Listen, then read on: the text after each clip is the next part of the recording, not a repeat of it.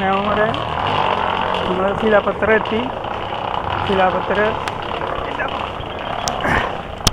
ശിലാപത്ര railway സ്റ്റേഷനിലാണ് ഇപ്പോൾ. ഇനി ശിലാപത്ര നമ്മുടെ ട്രാവലിൻ്റെ യാത്ര കഴിഞ്ഞു. ഇനിയുള്ള നമ്മുടെ ശുശ്രൂഷകളുടെ ഭാഗമായിട്ടാണ് നമ്മൾ ഇവിടുന്ന് യാത്ര തിരിക്കുക. ഇവിടുന്ന് നേരെ അച്ഛന്മാരുടെ അടുത്ത് ഇവിടെ വരാമെന്ന് പറഞ്ഞു. പക്ഷേ അത് മീറ്റിംഗ് ഉള്ളതുകൊണ്ട് എത്തില്ലെന്ന് അറിയിച്ചിട്ടുണ്ട്. ഇനി അവിടെ പള്ളിയിലേക്ക് പോകും. പള്ളിയിലെ വിശുദ്ധ കുർബാന അർപ്പിച്ചിട്ടാണ് നമ്മൾ ശുശ്രൂഷകൾ ആരംഭിക്കുക. അപ്പോൾ എല്ലാവർക്കും അവിടെ ചെന്നിട്ട് വിശേഷങ്ങൾ പറയാം. ഇതാണ് നമ്മുടെ ഇവിടുത്തെ ഓട്ടോകൾ. ശരി ബാക്കിയുള്ള വിശേഷങ്ങളൊക്കെ ആയിട്ട് പിന്നെ കാണാം. നമ്മൾ ഓട്ടോയിൽ ഇവിടുത്തെ ഓട്ടോയാണിത്.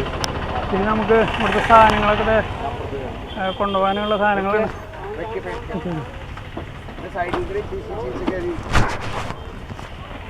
അത് ഉള്ള 4 പേരുടെ സാധനങ്ങൾ ലഗേജ് അതിൽ കയറ്റിയിട്ടുണ്ട്. ഓക്കെ, അപ്പം നമ്മൾ ഓട്ടോയിൽ കയറിയിട്ടുണ്ട്. അവർ 3 പേരും ബാക്കിലിരിക്കും, ഞാനിവിടെ ഫ്രണ്ടിൽ. അപ്പോൾ നമുക്ക് വീഡിയോ എടുക്കുകയും ചെയ്യാം. ഇവിടുത്തെ ഓട്ടോയുടെ ഇതാണ് ഓട്ടോ. അത് വേറൊരു വെറൈറ്റിയാണ്. ഓക്കെ, അപ്പോൾ നമുക്ക് ഇനി യാത്ര തുടരാം. നമുക്ക് പോകുമ്പോഴേ ഒരു ചെറിയൊരു ഗേറ്റ് കിട്ടിയിട്ടുണ്ട്. അപ്പോൾ അത് കുറച്ച് നേരം വെയിറ്റ് ചെയ്യുന്നുണ്ട്.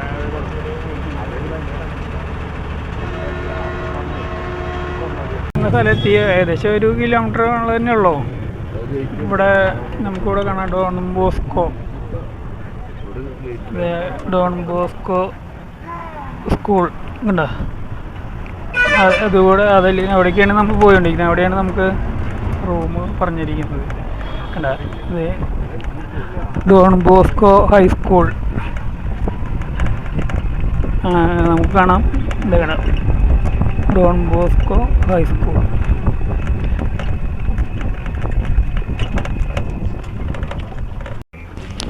ഉള്ളിലേക്ക് കയറിയ പോകണം. School Iskander.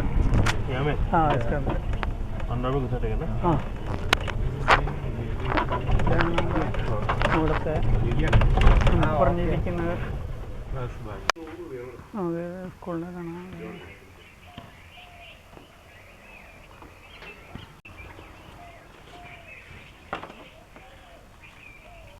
സ്കൂള്, ഇത് ഹയർ സെക്കൻഡറി സ്കൂള്. ഇതിൻ്റെ അങ്ങറ്റത്ത് പോയാൽ ഫ്രോസി ഹൗസ്.